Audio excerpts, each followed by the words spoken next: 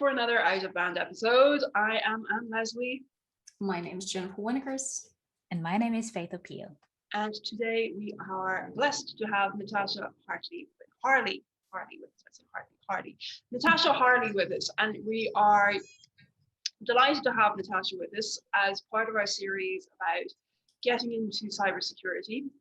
Natasha is a recruiter, but she's not only a recruiter, and she's going to give you all a much more positive view on the importance of recruiters, right? They're a key part of our ecosystem, and a lot of people hate them.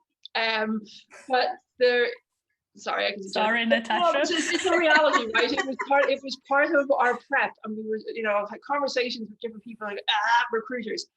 But like all professions, good ones, bad ones, gifted ones, not so gifted ones, we have a gifted one with us today.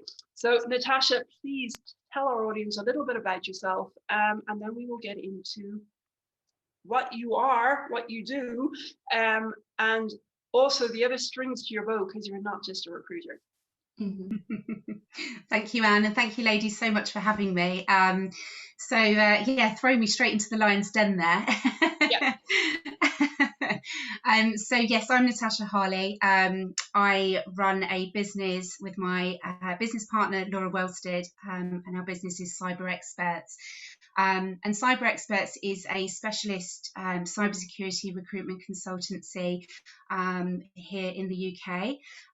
We also co-founded WiCyS UK, or Women in Cybersecurity, the UK affiliate. Very cool. So when we were talking amongst ourselves about sort of preparing this series, and we've interviewed a variety of different people doing different jobs in security, and we're aiming to be useful, right? These discussions, they're aiming to be useful on different levels, talking about difficult topics, but this one is particularly pragmatic, right? So for people who are either starting out or people who are in maybe a different industry and looking to get into an entry-level position in cyber. Let's kick it off, right? Can you tell us a bit about what you're seeing right now in information security and cybersecurity about getting into it? What kind of companies are recruiting? What are they looking for? How can people get started? Yeah, so there is an abundance of opportunities out there. It's just knowing where they exist. And I think the difficulty for, let's call them aspiring cybersecurity professionals, is knowing where to start and where to begin. There's a lot of information out there.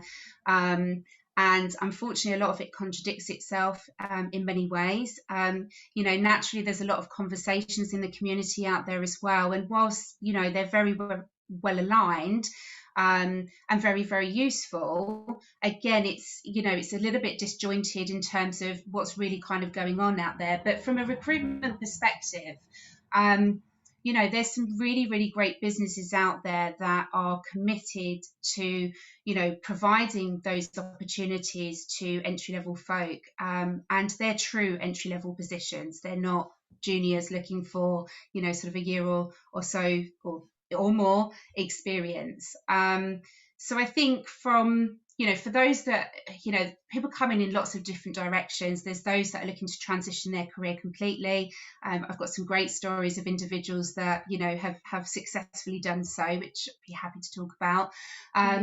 And, you've got those that are potentially sort of sidestepping within cybersecurity itself, perhaps started in one area and moving another. And then you've got those that are, fresh students or graduates coming out of university that are looking to take that first step. And so it's, the best place to start is actually really just research and building that network, and, finding what is it that excites you first about this industry, and then start to, really kind of drill down in terms of, what roles exist out there. And again, they're very fragmented in terms of, what each role exists, or within, certain departments within a business, etc. So it's really kind of drilling down and just starting to get a passion for specific areas. And you don't have to just focus on one area either, because as we said there before, is that you can easily sidestep into other areas of cybersecurity. In terms of from a business perspective, in terms of what's going on out there at the moment, as I said, there are quite a number of great organisations hiring at the moment. Some have realistic requirements and expectations, and as I said before, are really committed to, providing those opportunities and enabling individuals to develop and grow within this great industry. And so, are providing them with a platform to do so. And are committed to that cause. And then, there are other organisations that are typically advertising for these roles that, are asking for already maybe 12 months, 18 months, etc. experience, and calling that an entry-level role. And to me, that's not an entry-level role. So, yeah. Yeah, because that's actually the first thing that pops up in my mind if we're discussing like people that want to get into cybersecurity don't really have that much of experience.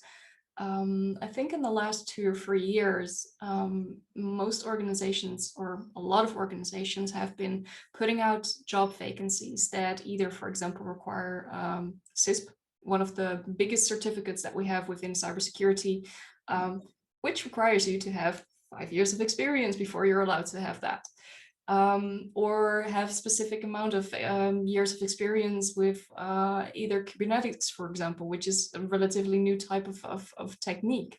And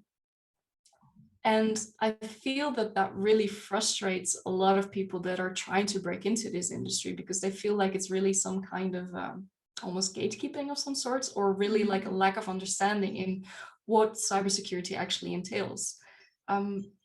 Two-sided question: do you recognize this? And as a recruiter that wants the people that they work with really to thrive in the industry, how do you help them or organizations tackle these kind of things?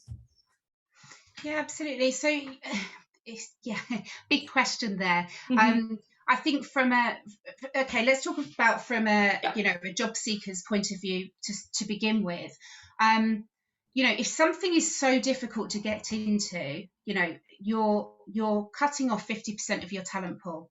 So, half of the individuals will say, you know what, there is just no way of getting into this industry. It's like a big brick wall. And the other half will motivate them more to learn more, to understand more, etc. They're the ones that really tend to get through. That being said, for example, sort of job descriptions that, job adverts that do go out there in the public domain will ask for a junior with, let's say, 2 years experience, with 2 years experience. And it's just so unrealistic, because these individuals, how do they get that experience? Coming straight from university, how do you get that practical experience, that real world experience? And also, sort of the feedback that we're getting from, sort of the job seeking community is that these businesses are just trying to drive down salaries. That's how they're feeling. That actually they're trying to hire these junior people at 20-25k salary here in the UK, and asking for 2 years experience. There's just such a disconnect there, and so you're starting to put them off in other ways. So from a recruitment perspective, and as a business owner and working with industry, our job is to give you our view of the market and what's happening out there.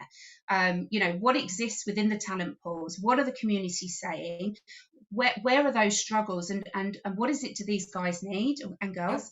What does everybody need to be able to secure a role in the industry? So we work with businesses to really strip back those requirements, and often those requirements come from replacing a team member that has perhaps been with the company for 3 or 4 years and has either moved on within their role or has left the business for another opportunity, and they're replacing at the same level that this individual's leaving at, rather than what they originally started at.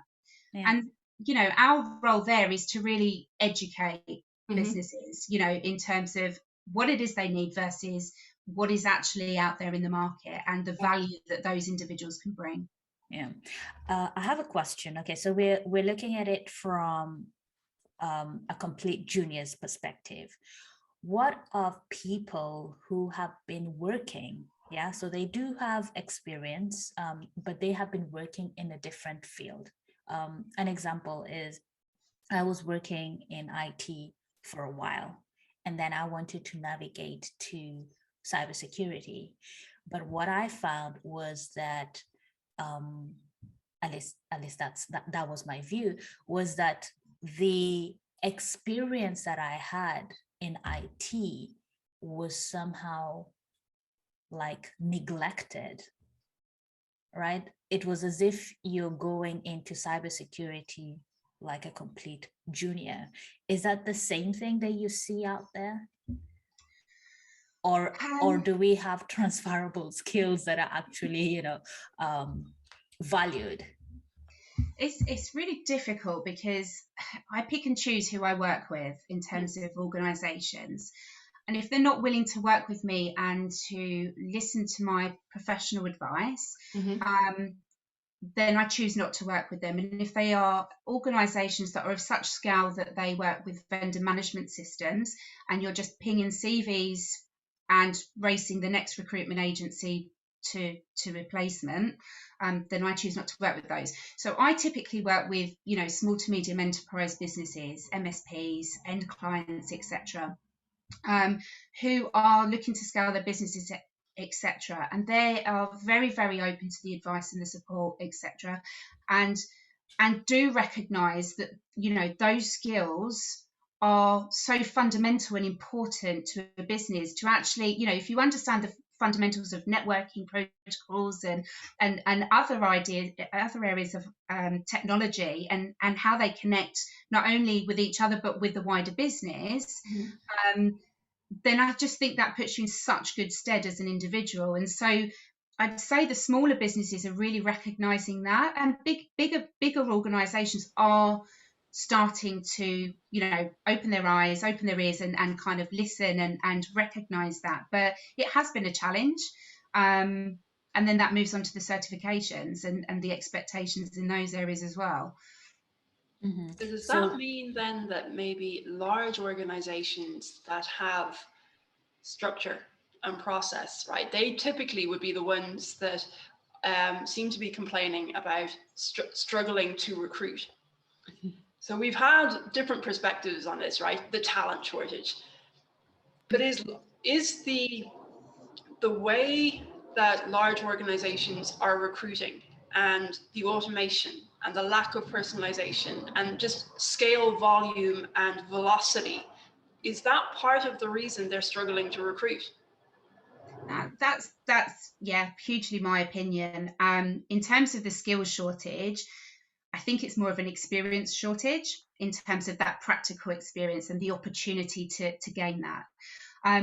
You're absolutely right. And so with much larger organizations, like I mentioned there, typically they have, and not everybody may be familiar with this, but they have sort of an outsourced sort of recruiter or recruitment partner in the business. Typically bigger companies do, because it's just much easier to manage that process. So in my experience working with large, you know, sort of corporate and global organizations, is that process is typically automated through the vendor management systems. And what they do is they have what's called a preferred suppliers list, for anyone listening that isn't familiar with what that is. And that's their, you know, preferred suppliers of recruiters across different sectors for their business. And everybody is literally given a job spec through this vendor management system. And it is a race against your competitors to fling CVs at the wall and hope something sticks. You know, cybersecurity, I've worked in recruitment for nearly 17 years now, dare I admit it. Going back to my point, so cybersecurity needs a more considered approach. Individuals in this industry are not particularly, for the most part, actually excited about a package or the salary. What these individuals are excited about is a career path, an opportunity. You know, what else can I learn? It's that thirst for learning all the time, you know. And so they're looking at, okay, what's the next great bit of technology or kit I can be working with, and you know, what's you know, sort of operational process to kind of that, you know, be involved with, etc. What else can I learn? You know, it's that thirst for learning. And so, you know, if you're working in a vendor managed way, as a recruiter who's trying to support these individuals to flourish and grow in their career, if I'm working with a vendor management system, I can't tell you anything about that business, what their aspirations and growth plans are, you know, what the makeup of the team is, where, you know, who sits in those teams, and who can you learn from, you know, where's that knowledge transfer, etc. I can't tell you any of those things, so I point blank refuse to work in that way, because for me, it's you know, my passion is about seeing somebody in their role for the long term and really flourishing and growing in that environment, and that's why I do what I do. So a long-winded way to your point, Anne, is that I think, yes, the structure and the process in place makes it very, very difficult for them to recruit in a way that's agile. They can't afford to be as agile as much smaller companies, and you know, and probably don't have as much time as well to really be able to focus on that, especially as hiring managers, etc. So I do see that side of it as well. I don't know what the answer is in terms of, you know, sort of building those relationships, and especially when you're hiring at scale. You know, there's one company I looked at today, and they've got like 40 or 50 UK based cybersecurity roles as a consultancy. And that's a huge volume for an internal recruitment team or what have you to look after. And that's where you need your trusted partners and to give access to hiring managers so that you can support them in the right way. Yeah. I mean, what I also feel like is if companies choose to take that kind of an approach to recruitment, they tend to focus more on what is on the resume, what is on the CV, versus what is the individual actually about. And sometimes that can be really good, because that means that you may have the person that has the best qualifications, has had the most expensive type of education, has, in our case, for example, 10 different SANS certificates. But I also feel like it overlooks a lot of people that may not necessarily either have the budget to go after those high profile certificates, or has had the opportunities in the past, and therefore does not have those kind of specific qualifications, but does have, for example, the mindset, or does have the practical experience, which may not necessarily translate to the resume. Yeah, exactly. And to your point there, does qualifications equal experience?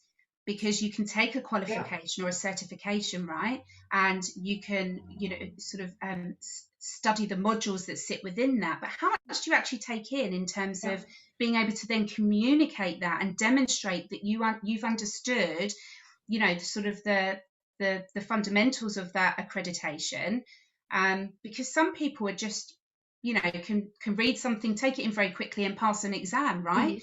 But to actually put that into practice, where's the evidence of that? Yeah, exactly.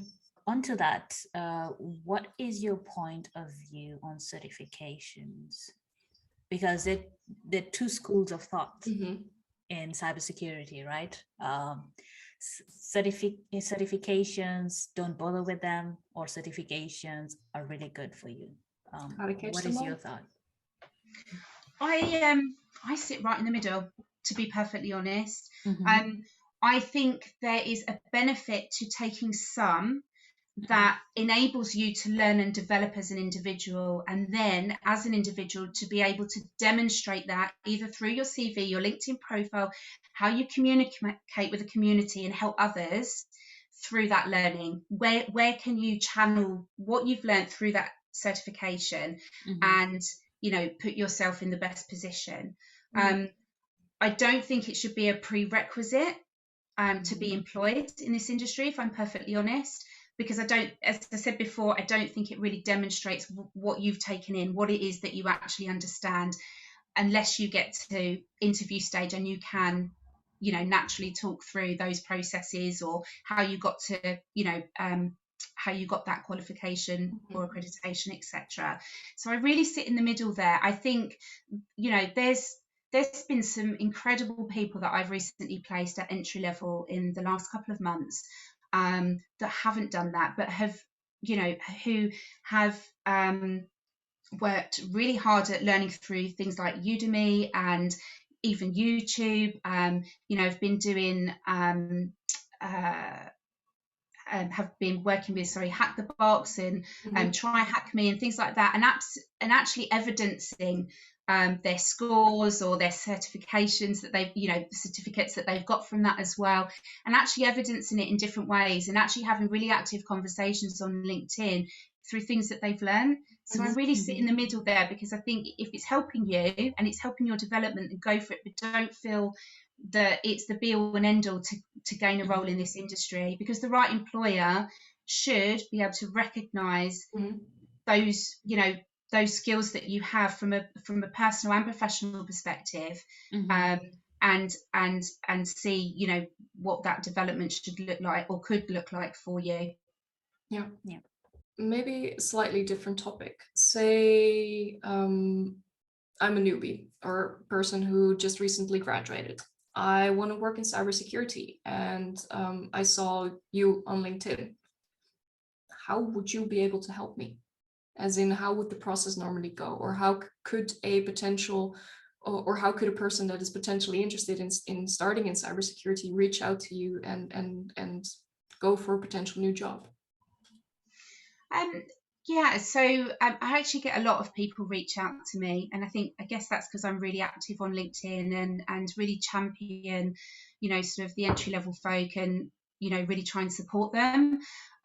So I do get a lot of people that do reach out to me and just say, you know, where do I start? What do I do? And often, like, I go back to this sort of one of the first points I made was, you know, really understanding what it is that you want to do, or digging deep and really, you know, recognizing what your transferable skills are depending on the background that you've come from, because they, as I said before, they can come from lots of different backgrounds. So let's say it's somebody who's looking to change their career, naturally passionate about this industry, and see it as a kind of, you know, long-term career goal, but not quite sure, you know, where to start. You know, I often highlight, you know, so the technical versus non-technical routes that you can go down. Not every role is technical. There's compliance, you know, governance, risk management, etc. There's, you know, and cybersecurity awareness and things like that. So those are the types of conversations that I have with them, is just to try and really navigate, you know, the types of areas you're interested in. Then I start pointing them in the direction of either learning resources that support some of those areas, you know, sort of given their background and experience, because, you know, someone from marketing, for example, you know, might feel a little bit overwhelmed with the technical side, but actually,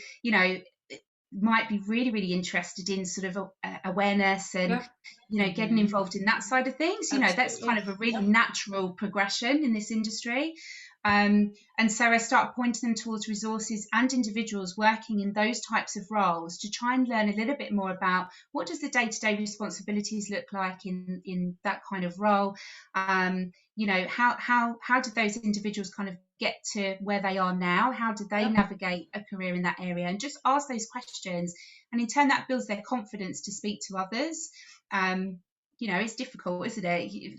I mean, but the worst they can say is no, or not respond to you, and you just move on. So then I look with them. I ask them to share a CV with me, so I can start to give pointers around, you know, what it is that they've done previously, and really kind of trying to draw to the surface, you know, those skills that you know, could be well regarded and utilized within this industry, you know, and just giving them the confidence to really believe that, you know, those sort of people management or communication skills are just so key in this industry. The tech stuff can be taught.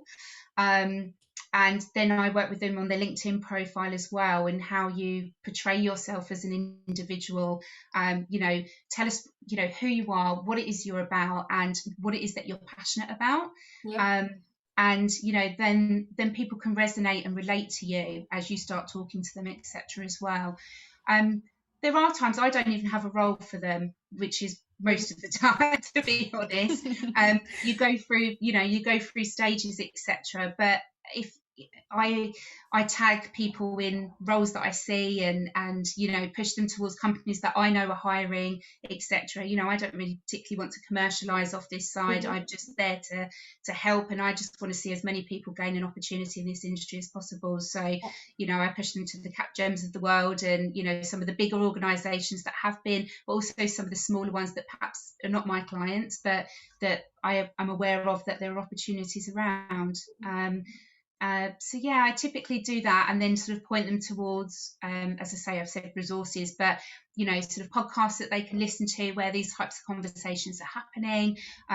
Get involved with the community events as well. See where you can get involved, and just be yourself. But by being yourself, you can just learn so much from others. Yeah.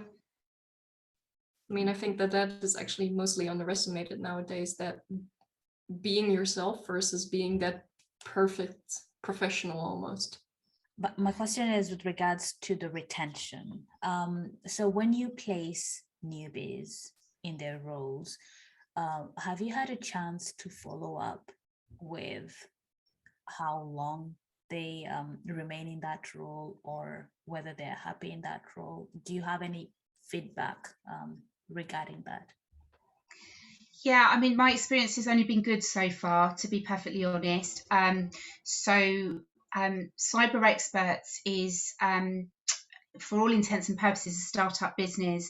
So a lot of the work that I did previously was actually kind of senior consultants, etc., and augmenting project teams within cybersecurity. So the kind of entry level piece, if you like, is something that I've been working on probably for the last 9 months, a year. And only this year, really, those opportunities have started to arise, in which I've been, instrumental in supporting that journey.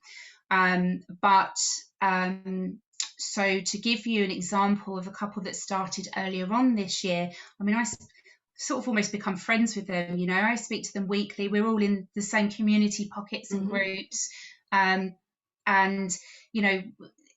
If there's anything that they're not sure on, for example, we had a lady start as a junior SOC analyst 2 months ago, and I catch up with her maybe every 2 weeks. And one thing that she sort of pointed out, that she was afraid to sort of ask some questions through her learning path. And it's equal. There's 50% women, 50% men in her team, etc., which is fantastic.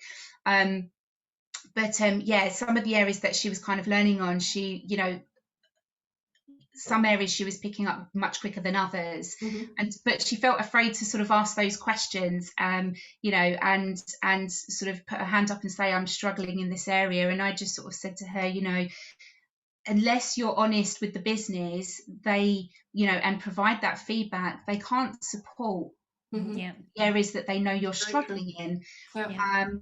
You need that learning loop, because businesses need to know, is the way in which we're providing that support and those platforms, etc., that's not going to be right for everybody. One size doesn't fit all. So fortunately, the business that I work with are, great vision on that side of things. And so she managed to go back to the business on the Monday and say, I'm really struggling in these areas, and they've sort of recreated some of that learning path for her to support her learning needs, which has been outstanding to see. But I think it's just having the confidence to say, hey, I'm struggling in this area, and maybe we could approach it a slightly different way, or could you give me some guidance on how to approach that? But so far, so good. Touch wood. Okay, that's good. But the struggling part, I think, at least based on experience, most people are really afraid to just say, I don't know, or can you show me this? If I don't know, I don't know. So I just say, I ask a question. But I think that comes down again then to the comment that I made like 2-3 minutes ago, like being perceived as a human, basically, or being perceived as that perfect professional. The thing is, if you are aiming to be perceived as a perfect professional, then you will not grow as a professional. You will not get further. And I think that a lot of organizations still need to get like a change in mindset almost with regards to, okay, we are hiring someone that may not be there yet at the point that we want them to have, but they are willing to learn and they're willing to develop themselves. So let's give them an opportunity. Yeah, 100%. And that's how you retain your team, isn't it? You know, if you're constantly, you know, on the ball with that stuff, and you know, constantly giving opportunities for an individual to really develop and learn, whether that's through mentorship or whether that's through, you know, sort of practical learning, etc., or shadowing others, whatever the case may be that may suit that individual, you need to be able to provide those types of opportunities. And in turn, that's where you get, you know, that's where you get high retention levels within an organization. But to your point, there is no perfect. What is perfect? I don't think anybody can answer that. There is no, you know, someone who ticks the boxes in all of the requirements in the job vacancy.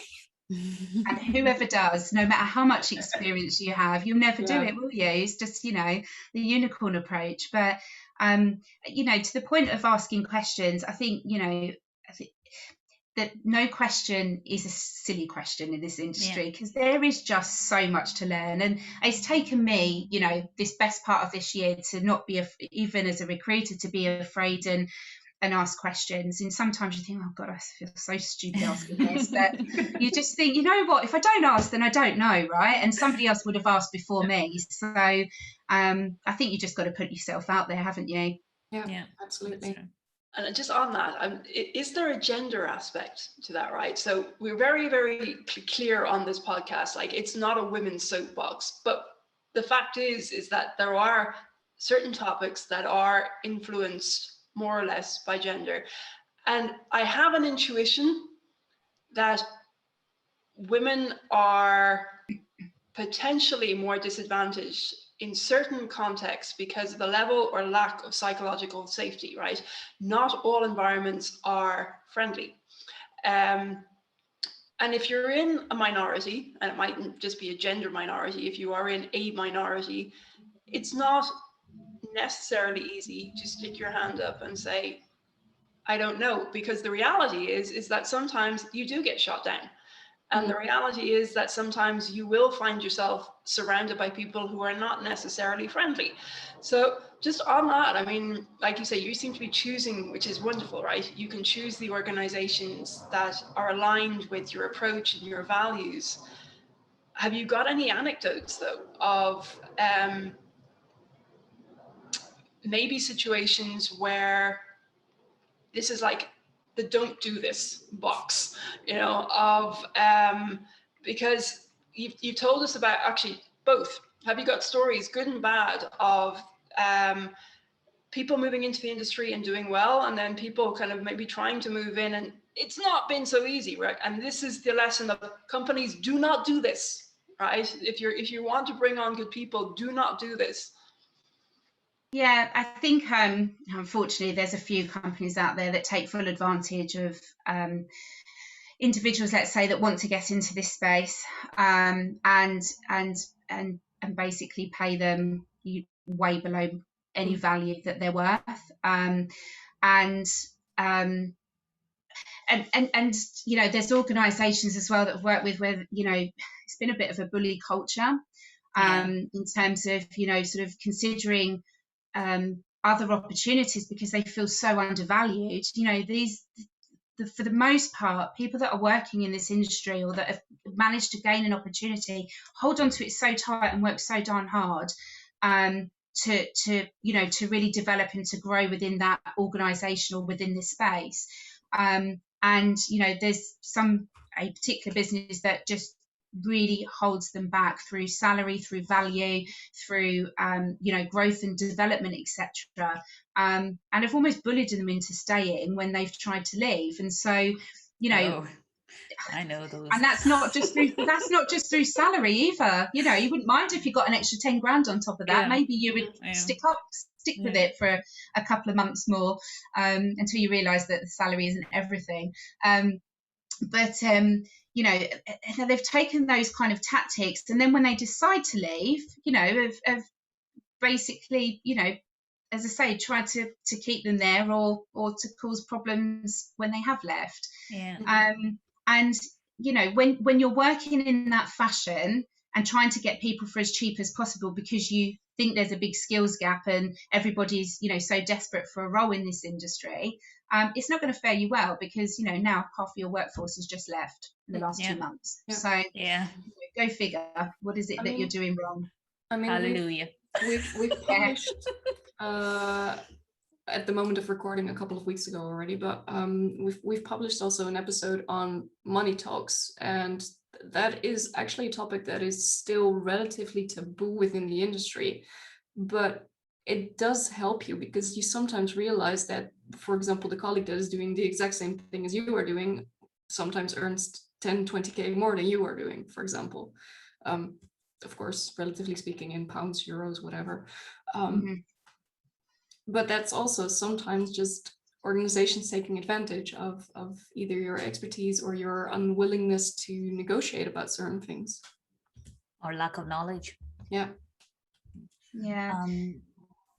There's definitely a disparity with pay, and I think at the senior level there's that massive gap between naturally disparity between male and female, etc. But certainly at the kind of mid to lower level, I think just across this industry there's no transparency in terms of where the pay is, etc. And I know that changes from business to business, but there's more than 3 businesses that I'm working with, particularly around pen testers, which is a very small pool of talent, particularly in the UK. And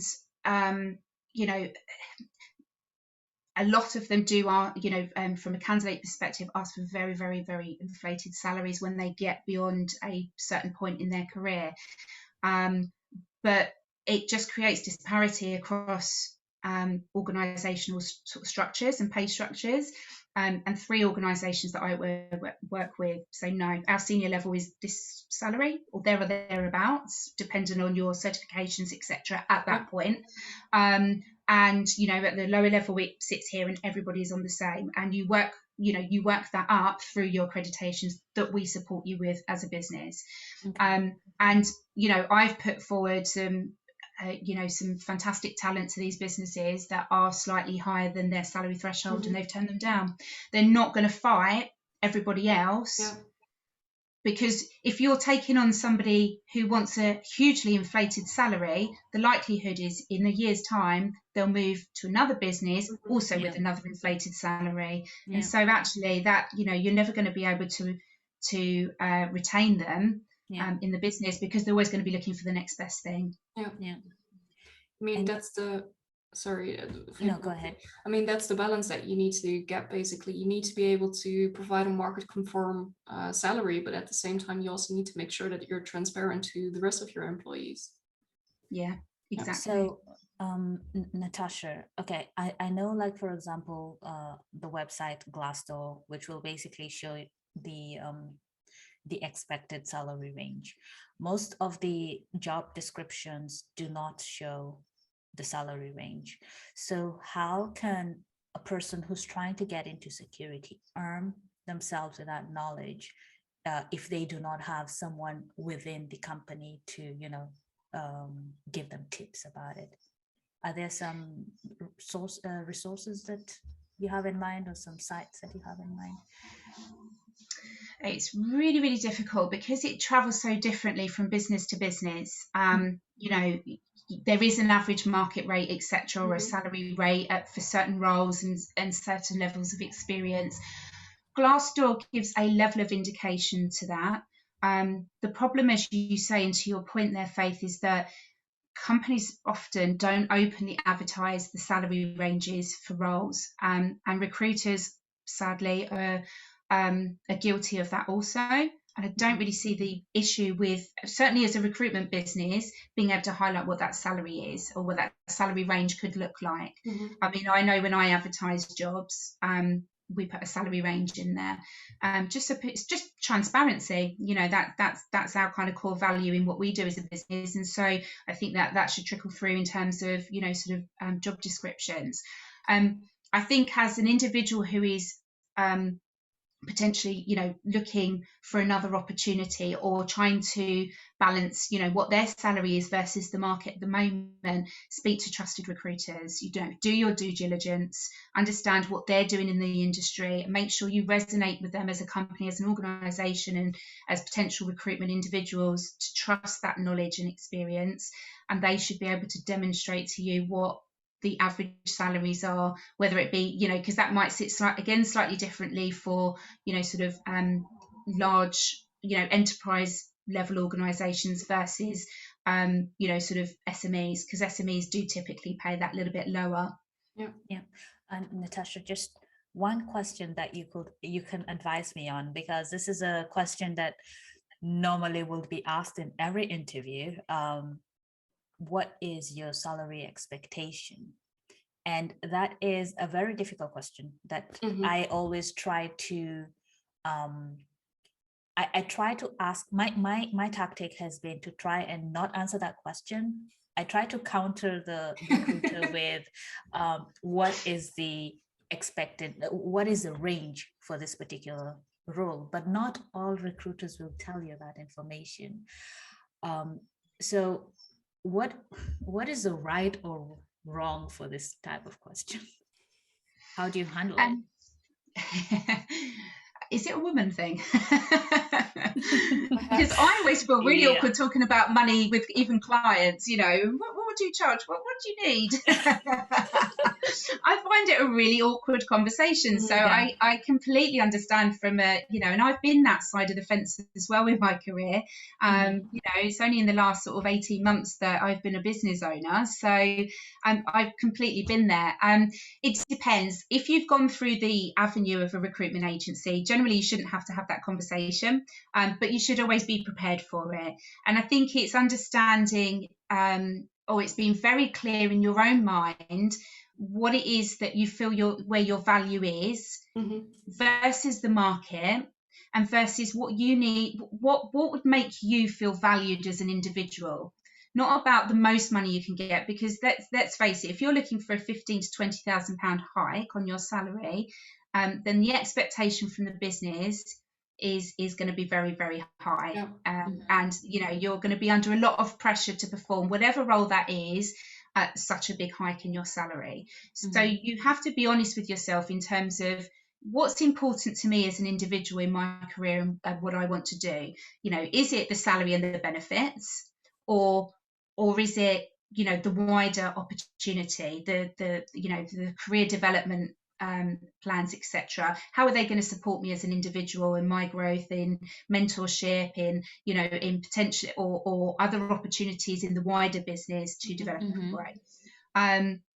And once you're clear in your mind, then you should be comfortable to have that conversation and say, the level that you're looking at. Don't negotiate it down while you're in that conversation. Just be clear about it and just leave it at that. I'm looking for 45,000, let's hypothetically say, and kind of leave that conversation there. Let that figure sit with them. So I just want to touch on the other strings to your bow, right? So WiCyS, because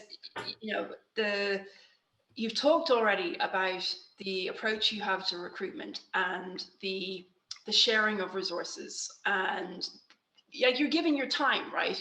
This is not industrialized recruitment. This is somebody who cares, who shares, who points, who directs, who connects, and it's really important what you're doing, right? So I just wanted to give a little bit of a platform to it. WiCyS, right? So for people who don't know, what is WiCyS about? And why are you involved? I give all the things you could spend your time on, you've chosen to do this. So tell us a little bit about why. So my business partner and I have been aware of, so it's Women in Cybersecurity, and it's affectionately known as WiCyS, and I think a lot of people know it. So they're a global organisation, and at the time of us starting conversations with them, and they had just a handful of affiliates around the globe, in Canada and where else did they have affiliates, and actually in a lot of states in the US. And what we wanted to do, something that was you know, really community driven and giving back to the community, and we love what they stand for, in terms of, you know, their overall mission and purpose is to attract, retain and advance women in cybersecurity and give women the platform that they need to, you know, either join the industry, advance, you know, or develop themselves as individuals in this industry. And that's through, they do an incredible mentorship program. They do lots of kind of learning initiatives as well. So they have a lot of strategic partnerships with companies like AWS, Facebook, Google, etc. And so they develop these kind of learning capture the flag events, or like AWS doing AWS Jam and things like that, which really kind of facilitates further learning. They do scholarships. They also have a huge conference as well, and they often get, you know, sort of attendee wise, probably over 2,500 plus attendees of women and allies.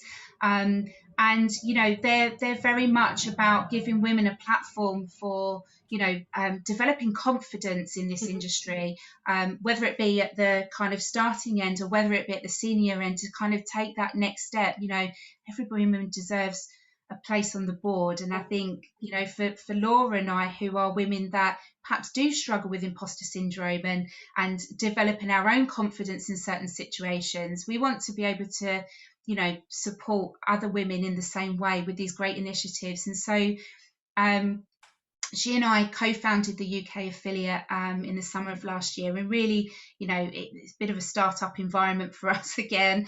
You know, worked a lot in the, you know, really hard in the background to kind of build it to where it is today. And we really, I'd say, launched in January of this year with some great events with ISC Squared and others as well. So, you know, for us, there is, and for me, working in recruitment for as long as I have, and probably in the overall tech space for the last 10 years, across cybersecurity and technology as a whole, there's just so few women. And even as a recruiter, when you get ad responses or when you're working within the, you know, within networks to build those talent pools, etc., it's just literally a handful of women. And it's like, you know, how can we really strip this back and make this industry sexy, right? Because it's just depicted as so dark and gloomy and boring. You know, how can we bring some pizzazz to this, and, you know, and drive interest, and for, you know, with a lot of the initiatives that we work on is actually going to be working more so with universities. We've got our first sort of cohort on board, and eventually working with schools as well to, you know, to develop initiatives, etc., that show this off as a career option. So yeah, so it's something, yeah, we're very passionate about and we absolutely love, and it's just being part of a community of other women and allies as well, and that's so important. You know, to really help further your career and build that confidence to consider, you know, a career in this space. So is your area of coverage only the UK, or are you focusing on Europe? Because I don't think we have very many affiliates of WiCyS here, right? You've got one just popping up in France, actually. Okay. Yeah. So there's yeah, they I think they've just signed. So I think they're just very early stages. But yeah, so you've got an affiliate in France. I think we are probably in the affiliate wise, we've got around 30. So we are truly global now. So we've got Australia, Canada, we've got a couple in Africa, in different regions of Africa, India as well. So yeah, so at the moment as the UK affiliate, we cover England, Scotland and Wales. But no doubt that will branch into, you know, perhaps smaller affiliates as time goes on. But yeah, they are, you know, there's so much interest to develop those initiatives in a region, and make sure that they're fit for purpose for that region. So we, you know, we just want to replicate a lot of the great stuff that the global organisation is doing and making sure that it's, you know, kind of fit for the UK market. I'm loving this conversation, and I'm sure that the other ladies are as well. being time conscious, is there anything that you want to shout out before we wrap up, basically? The one thing maybe that you would love people to know, or the tip or the encouragement, or just the sort of your message, you push out a message. I think the important message out there is for anyone considering a career in this space is what an incredible community it is, and that's globally. You know, if you talk to individuals in this space, everybody is willing to help, or a lot of people are very willing to help you, or point you in the right direction. And I think just don't lose faith, and don't get overwhelmed. There is a lot of diverse areas of cybersecurity and information security, but just, follow your heart, follow your path, and the rest will come. Drops mic. I don't think we can top this. Okay, cool. That being said, Natasha, thank you so much for joining us today. I think we really had good conversations with a lot of good pointers that people can take with them if they're looking for a new job in cybersecurity, either as a graduate or as someone who is joining in from the sides, basically. Yeah. For our viewers, thank you again for your support. Thank you again for sharing the content that we make. If you're interested in joining us in a conversation like Natasha did today, please let us know. If you have ideas for topics that we can discuss, also please let us know. And yeah, thanks so much, all. Thanks, everybody. Bye. Thank you. Thank you.